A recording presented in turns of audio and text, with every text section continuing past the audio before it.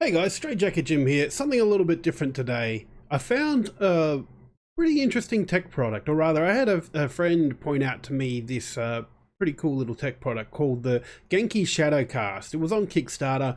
I backed it and my one actually arrived last week. So here we have, this is it, the Genki Shadowcast.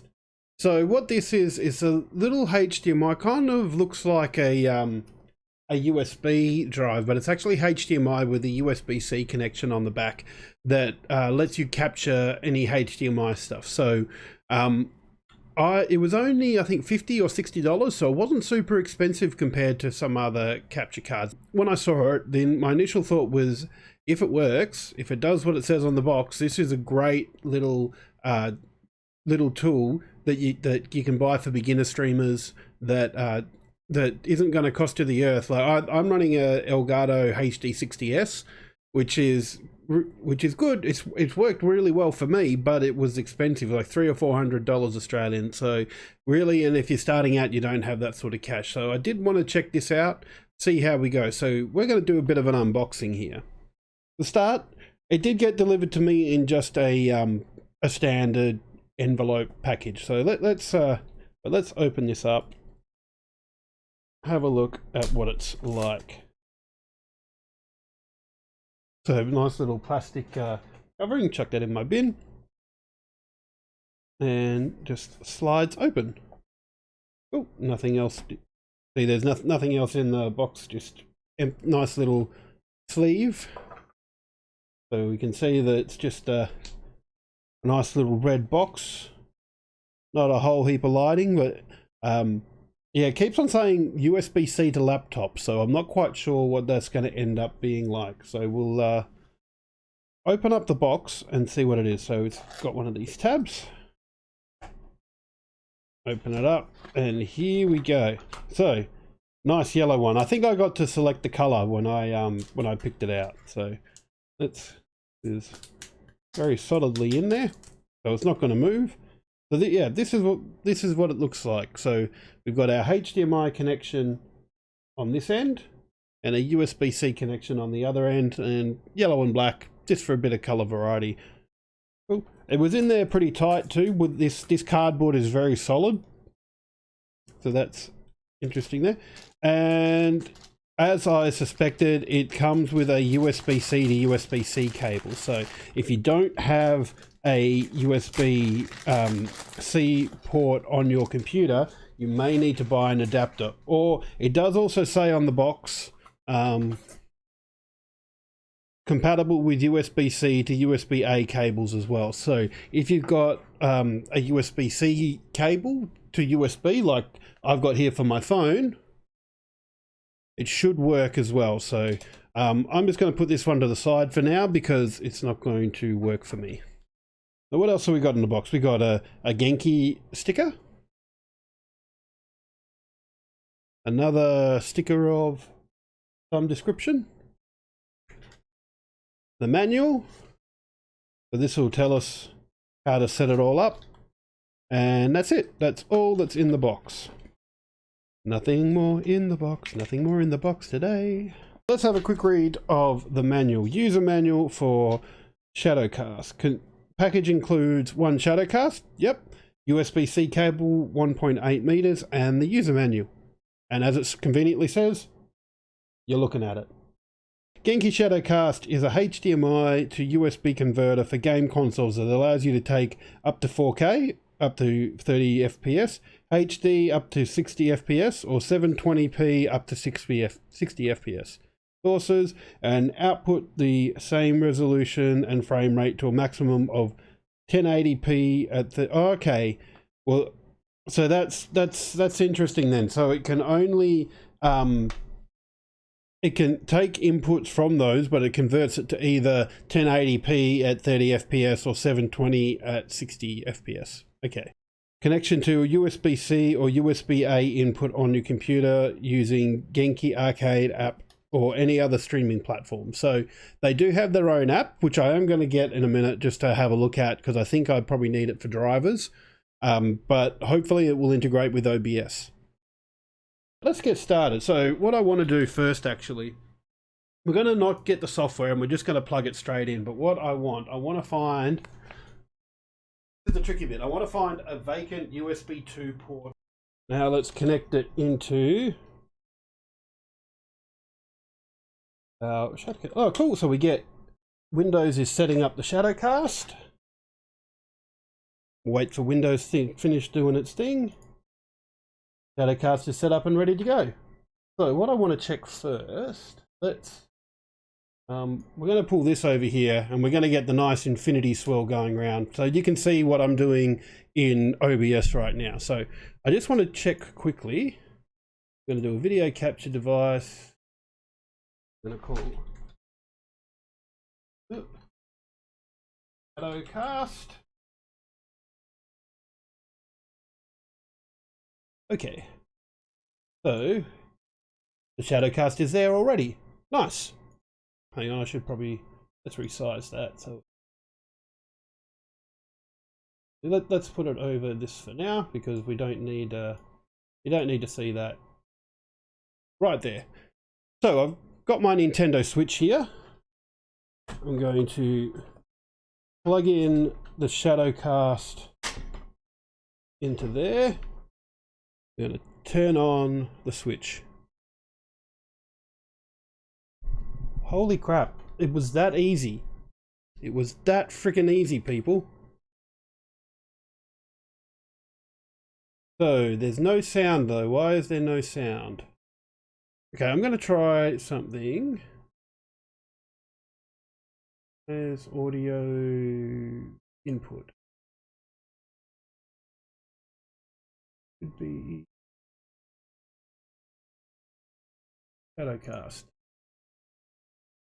Let's see, there's our audio input. Aha! So for some reason, if you don't put on you have to add the audio as a separate input. But one thing that I'm very happy about that I wasn't sure was going to happen is that it's instantaneous. Because my first capture device was an Elgato HD60. I think it was HD60, but it wouldn't output to.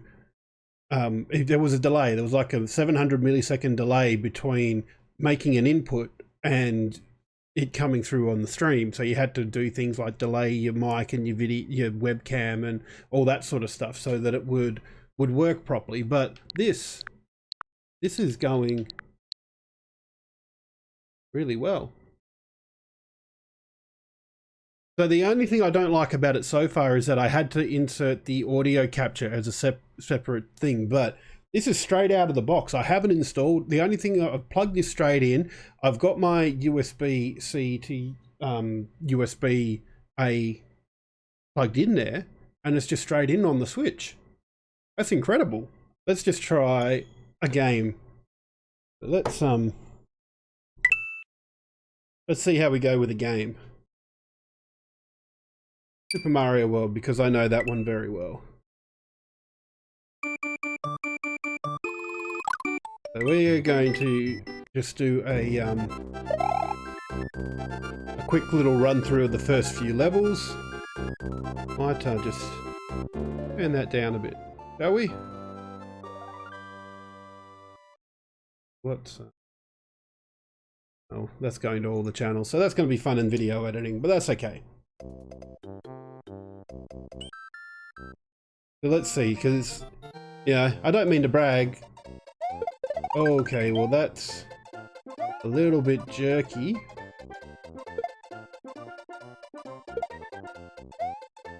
Actually, there is a little bit of an input delay coming through on the screen. It's not a lot, but it's there. So yeah, there is a little bit of input delay. I mean, it's not terrible, but it does mean that if I wanted to... Oh, I don't know why I did that. If I wanted to try the speedrun strat here...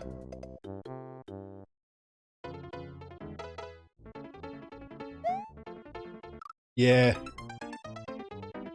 So not so good with the inputs. So yeah, there's not a lot of delay, but it is noticeable. But it's reasonable, but there is still a little bit of a delay that I'm not super happy with.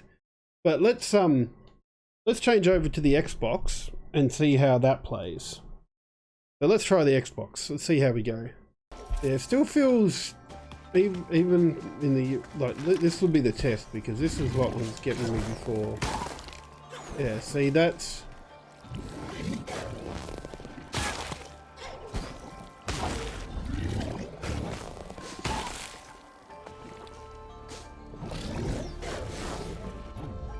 Yeah, there's still fairly significant delay there.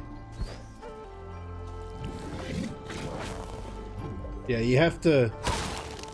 okay, so I'll just tell you, I'm pressing this now. So there's still, you know, a reasonable delay. Well, yeah, that should not be that close, but for how it's priced, it's doing exactly what it says on the box. This is really, it's a good product for how much it is, and it's a good entry point into streaming as well. Considering that it's working on USB 2 as well. So I'm reasonably happy with this purchase, but what I've actually bought it for is to see if I can use it as a cam link. So, but unfortunately I'm missing some bits and pieces at the moment, so I'm going to have to stop this section of the video here, but I'll come back and I'll have some cables to use for the, so we can try out this as a cam link and see how it goes. We're back again. I've got a couple of different attachments. One thing I'm going to try first now, I did leave off the last video saying that I wanted to grab an attachment for my camera so that I could try it out as a cam link. But first, what I want to try is I've gone and bought a USB 3.0 to USB-C cable. So I want to see if that maybe eliminates the lag that I was getting. Like, it wasn't a lot of lag. I reckon it was about 100 milliseconds, but there was still some lag there.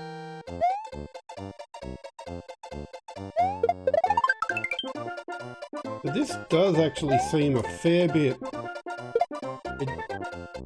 than the or maybe not. Maybe the lag is still there. It does feel better, but it does feel like there is still some lag there. So using the USB 3 cable doesn't really seem to have worked so well, but that's all right. Yeah, there does still seem to be a little bit of input, bit of lag, but not overly so. Cool. So I'm happy with that. So that's, using the USB 3 cable is a lot better there. But now what I want to do, what I've actually bought this for, because I've got an Elgato HD60, so that's really what I want it for. You know, I want it to be, I want it to be a cam link. So I've borrowed a pretty decent still camera off my dad.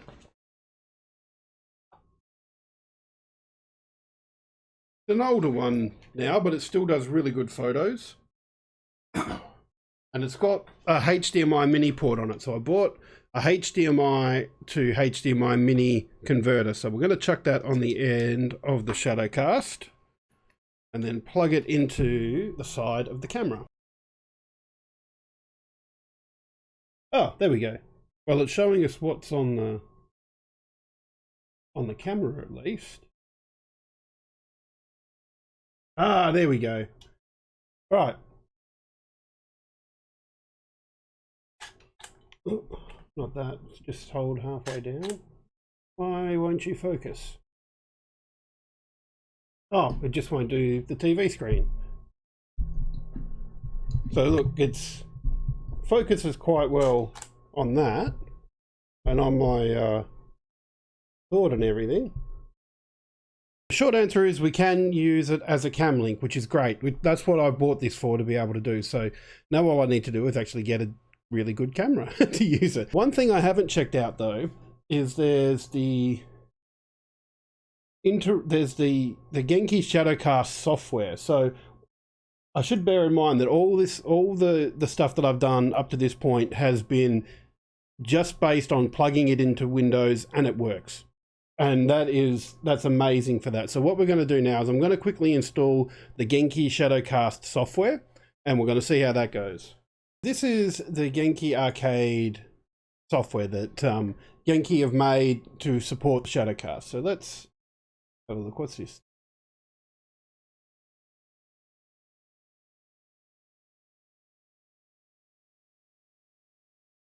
So I'm not sure what's going on there. Like, I can see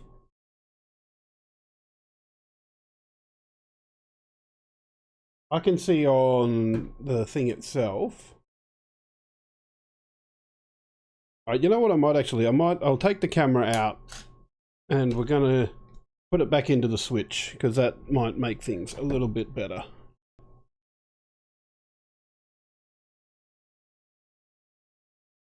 Okay.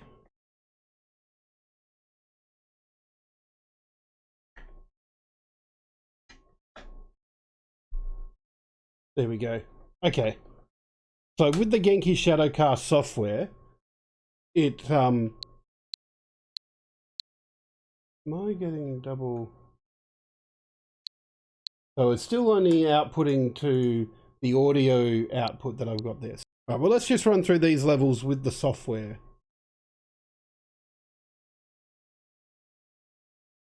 Okay, well, I can tell you right off the bat, this is feeling a lot better. It's a lot less choppy as well. So the software definitely does help.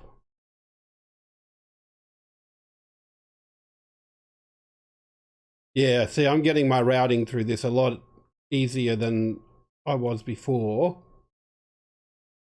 Except I still couldn't get that jump off that pipe. The software really helps the Genki Shadowcast product, so definitely recommend it. Genki Arcade.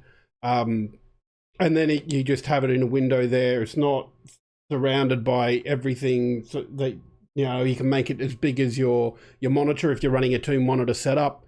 The Genki Shadowcast does seem to be a really good little product, and it's a good budget product for beginner streamers. So you don't want to outlay the full, like the $300 or $400 to get a capture card, especially the Elgato ones. This one is, like I said, I think it was $50 or $60 Australian. So it's a good price, a good entry point. Drawbacks is it doesn't do as good a quality as what other ones do, and that it doesn't do throughput. So anything that you see has to be outputted to OBS, and that's where you're going to see it, or whatever capture program you're using. And that's where that lag is a little bit off-putting, but using the USB 3 cable does seem to help that a fair bit. It's a really good basic product, and for the price it is, it's good. That's what I can say about it. It's a good budget model. If you're just starting out in streaming, don't quite know what to do, this is a good product to get to just test the waters to see how you go. It does, like I said, it does feel like there's a little bit of lag there still with the HDMI 3 cable, but it's less than what it was with the USB 2. Sorry. It is a decent product for what you're paying for, so just keep that in mind when you're using it. You're not going to get a really good 4K, lots of high capture rates and HDR stuff out of this, but it will get you started, and it's the price that it is, it's a good entry point for it. So I would definitely recommend starting out streamers to get this, and then maybe after a while you can upgrade to something else, but it's definitely a good interim starter point.